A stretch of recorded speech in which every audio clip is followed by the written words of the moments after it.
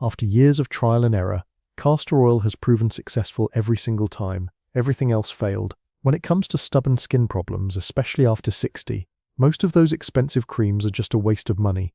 Look at her forehead. Look around her eyes. That softness you're seeing. That isn't filters. That isn't surgery. That isn't some $300 serum from a department store counter. That's one bottle, one single oil. Something your grandmother probably had in her kitchen drawer and used without ever thinking twice about it. And I'm going to show you 8 ways to use it. 8. But I have to warn you about something before we even start. The last one, number 1 on this list. Most people have been doing it completely wrong their entire lives. And that one mistake? It's quietly cancelling every other benefit you could be getting. We'll get there. Stay with me. Now, let me start with something simple, something you can try tonight. You know that feeling after 60 when your hands start to look not like your hands anymore? The skin on the back gets thin, almost papery. Your elbows feel rough no matter how much lotion you put on them. Your heels crack in the winter like dry earth. And you wonder, when did this happen? When did my skin stop holding on to moisture? Here's what nobody tells you. After 60, your oil glands, the ones that kept your skin soft and plump your whole life, slow down by almost 40%. 40%. That's not a small number. That's why regular lotions stop working. They sit on top of the skin and evaporate. They're water-based. Your skin needs something heavier now, something that seals, and that's exactly what castor oil does. It's what doctors call an occlusive, meaning it forms a thin, breathable layer over the skin that locks moisture in, instead of letting it escape. But here's the part almost everyone gets wrong. You cannot put it on dry skin. If your skin is bone dry, the oil just sits there, does nothing. You need to dampen the area first. A splash of water, a warm washcloth, even right after a shower while your skin is still a little wet. Then a few drops, rub it in slowly, do it before bed, let it work while you sleep. Your hands in 2 weeks will not look like the same hands. Now before I go further, I want to say this once, and then we'll move on. Everything I'm sharing today is what I've learned over the years and what the research supports, but your body is your body. If you have a skin condition, if you're on medication, if something doesn't feel right when you try it, talk to your doctor first, please. I'm here to share knowledge, not to replace the person who knows your health history. Okay? Good. Let's keep going. Because honestly, that first one is the weakest thing on this list. I'm just warming you up. What I want to show you next is the one you came here for. The one in that picture I showed you at the beginning. Those fine lines on the forehead. The little creases at the corners of your eyes that show up when you smile and then don't quite go away anymore. The ones you see in the mirror under that bathroom light. And you think, when did those get so deep? Here's what's actually happening underneath. Castor oil contains something called ricinoleic acid. That's a fatty acid that's almost unique to this plant. You barely find it anywhere else in nature, and what it does is 2 things at once.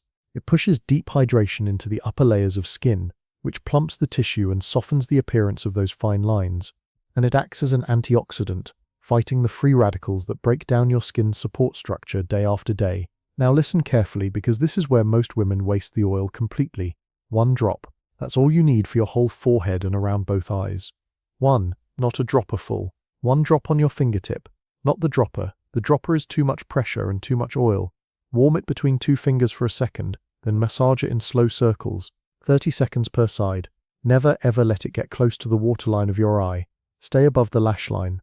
And here's something I have to be honest with you about, because if you get this part wrong, none of the rest matters.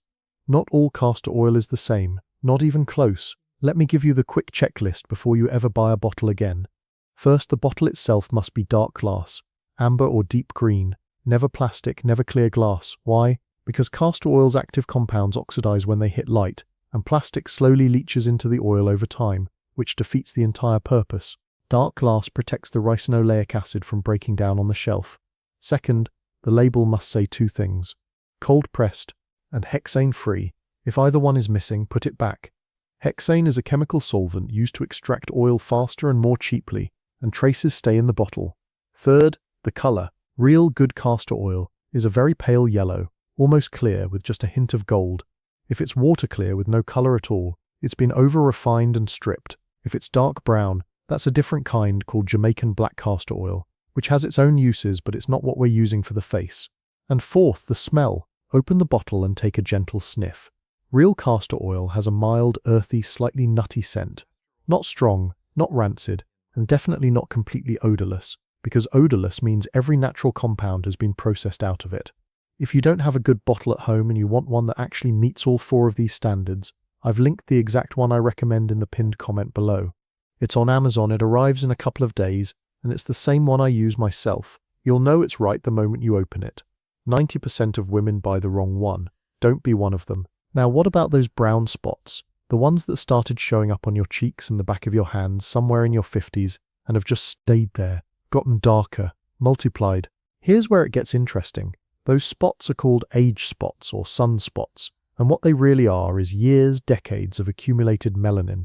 Your skin was protecting itself from the sun every summer of your life, and now that protection has pooled in patches. Castor oil alone works slowly on these, but there's a combination I want to tell you about. Castor oil with 1 single drop of fresh lemon juice, not bottled fresh. The lemon contains natural acids that gently encourage the top layer of skin to turn over, and the castor oil delivers its compounds deeper while keeping the skin soft instead of letting the lemon irritate it. But you have to hear me on this next part, because it's important. Lemon juice makes your skin extremely sensitive to sunlight, extremely. So this is a nighttime ritual only. You put it on before bed, on clean skin, just on the spots, not all over your face. And in the morning you wash it off completely with cool water before you step outside. If you skip that washing step and go out in the sun, you'll make the spots worse, not better. I need you to understand that. A woman wrote to me from Texas a few months ago. She said she'd been doing this for 6 weeks just on the back of her hands, and the spots she had for almost 20 years had started to fade. Not disappear, fade. Softer, lighter, less noticeable. 6 weeks? That's real. That's what consistency looks like. Now I want to move to something that catches almost every woman I talk to by surprise, because this isn't about your face at all. It's about what's happening on top of your head. The thinning, that slow, quiet thinning that most women don't notice until one morning they see their part line in the mirror and it's wider than it used to be, or they pull their hair back and the front looks sparser than they remember. After 60, hormonal shifts, particularly the drop in estrogen after menopause, cause hair follicles to shrink. The hair that grows in gets thinner, finer, and more fragile, and the follicles themselves slow down their growth cycle. Here's what castor oil does for this. The thick consistency of the oil coats each strand and reduces breakage along the length, which is half the battle, because a lot of what looks like hair loss is actually hair snapping off before it reaches full length.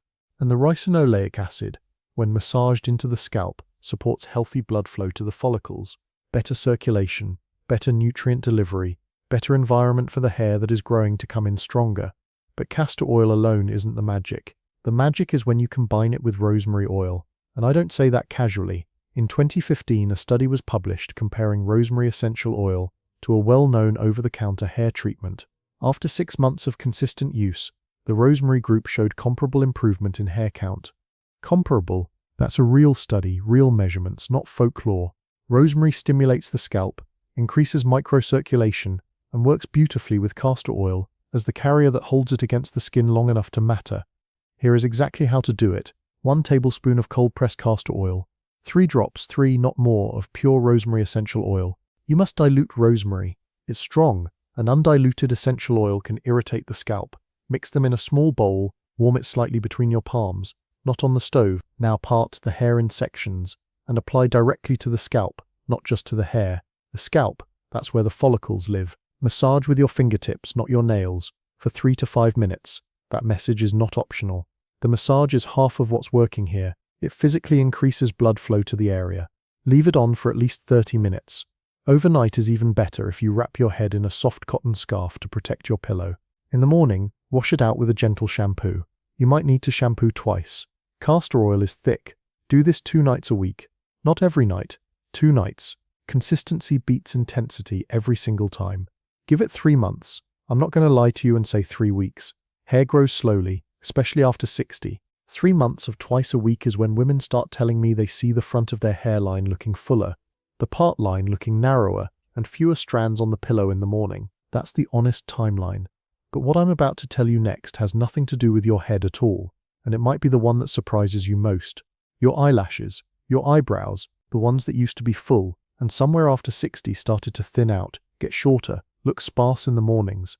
I'm going to be honest with you because I respect you, and I don't want you to believe something that isn't true. Castor oil will not grow new lashes from nothing.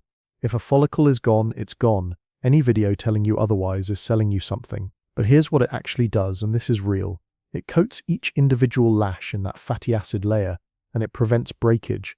The reason your lashes look sparser isn't always because fewer are growing. It's because the ones that grow are breaking off before they reach full length. Castor oil stops that breakage. The lashes hold on longer, grow to their full length, and over 6 to 8 weeks you see them looking thicker and fuller again. That's the honest mechanism. How to do it right. Take a clean old mascara wand, wash it with soap and hot water, dry it or use a clean cotton swab. Dip it in a small amount of the oil, a small amount, then eyes closed, brush it along the upper lash line only, not the lower, not the inside corner, and you wash it off in the morning with warm water. Now the mistake, almost every woman does this. They put the oil on a cotton pad and press it against the closed eye. That forces the oil past the lash line and right into the eye, which causes swelling, blurry vision, and in some cases that puffy look the next morning that they blame on the oil not working, when really it was the method. Wand or swab, nothing else. And speaking of that puffy look under the eyes, this is the one that in my opinion ages a woman faster than wrinkles ever could. Dark circles, under-eye puffiness, that heavy tired look that doesn't go away, no matter how much you sleep. You wake up in the morning and you look in the mirror and it looks like you haven't slept in a week, even when you slept fine. Here's why that area is such a problem. The skin under your eye is the thinnest skin on your entire body, paper thin. It has the least collagen, the fewest oil glands, and the most fragile blood vessels. So when circulation slows down, which it does naturally with age, the blood pools there and shows through the thin skin as darkness, and when fluid builds up overnight, that same thin skin swells up into those little bags. Now here's something I want you to really hear. In 2023, there was a clinical study published in the Journal of Cosmetic Dermatology. 22 women. They used a castor oil-based formulation under the eyes for 8 weeks. The researchers measured real, statistically significant improvements in pigmentation and in skin laxity in that area. That's not marketing talk, that's a published medical study. Real women, real measurements, real results. But here's how you apply it, and this matters more than the oil itself. Never ever rub under your eye. Never pull that skin. You use your ring finger, the one between your pinky and your middle finger. Why the ring finger? Because it's the weakest finger on your hand. It literally cannot press hard enough to damage the tissue. Everyone else uses their index finger and drags the skin, stretching it every single night, making the problem worse over the years. You take one drop, you warm it on your ring finger, and you tap, not rub, from the inner corner outward, like you're playing a tiny piano under your eye. Gentle, slow, that tapping motion also stimulates circulation, which helps drain the puffiness naturally. And here's a little something most women don't know. If you mix your drop of castor oil with 1 drop of sweet almond oil, it thins the texture just enough to absorb faster and feel lighter overnight. Castor oil by itself can feel heavy on such delicate skin. The almond oil fixes that completely. Now there's one area almost every woman ignores, and it gives away your age more than anything on your face ever could. Your neck. Think about how much attention you give your face every single night. And now think about how much attention you give your neck. For most women, the answer is none, 0. And the neck is actually the first place to lose collagen after 60. Before the face, before the hands. It sags, it thins, those horizontal lines appear, and the jawline softens into what they used to call a turkey neck. I hate that phrase, but that's what it's known as. The skin there needs 2 things. It needs deep moisture, and it needs movement, circulation to wake it up. Castor oil gives you both if you use it right. 3 minutes a night, that's all I'm asking. You take a few drops, warm them in your palms, and you massage the neck and under the jaw only in upward strokes. Always upward, never down. You are fighting gravity. Gravity has been pulling the skin down for 60 years, and you're not going to help it by stroking downward. Upward from the collarbone to the jawline, slow and firm. And here's the little secret for this area specifically. Add 2 drops of grapeseed oil to your castor oil for the neck. Grapeseed is rich in vitamin E, and it penetrates faster than most oils, which helps carry the castor oil compounds deeper into that thicker neck skin. I've had women tell me that after a month of doing this every night, they notice the difference before anything else. Picture it this way. Imagine a beautiful, well-cared-for face, soft skin, bright eyes, faded spots, and then imagine right underneath it, a neglected neck, crepey, sagging, lined. That contrast tells your whole story the moment someone looks at you. You don't want that contrast. You want the neck to match the face. It takes 3 minutes. But here's the thing I have to tell you before we finish. Everything I just shared with you works at maybe half its full potential if you don't do what I'm about to share next. Because number 1 isn't a single use. Number 1 is the complete nightly ritual that ties all of this together, and the timing of it is the part almost nobody talks about. Your skin enters what scientists call repair mode between roughly 11 at night and 2 in the morning. That's when cellular turnover peaks, when collagen production is at its highest for the day, when the skin is actively rebuilding itself while you sleep. If you apply the oil any time in that window, meaning you go to bed with it on, you are working with your body's natural rhythm instead of against it. If you put it on in the morning, you're getting maybe 30% of the benefit. At night, during repair mode, you're getting the full 100. Here's the complete blend I want you to try. 2 drops of cold-pressed castor oil, 1 drop of rosehip seed oil. Rosehip is rich in natural vitamin A compounds that support skin renewal, and half a drop of jojoba oil. Jojoba is the closest oil to your skin's own natural sebum, so it carries everything else deeper and keeps the blend from feeling heavy. You mix all 3 in the palm of your hand, not on your face, in your palm. The warmth of your hand opens up the molecules and makes them more absorbable. Then you apply in this exact order: forehead first, then both cheeks, then along the jawline, then down the neck in upward strokes, and finally, very last, the tiniest touch under the eyes with your ring finger. Tapping, not rubbing. In the morning, no soap, just warm water, patted dry with a soft towel. You give this 4 to 6 weeks, not 4 to 6 days, 4 to 6 weeks, and you'll start to see changes that cheap creams promised you for years and never delivered. One more thing: if your skin is on the oily side, cut every measurement in half. A drop of castor, half a drop of rosehip, a quarter drop of jojoba. Your skin already makes oil. You're just giving it the right kind. And actually, there's one more thing I almost forgot to mention, something that multiplies all of this. It's not the oil itself, it's what you do in the 30 seconds right before you apply it. When your skin is in this one specific state that almost nobody thinks about,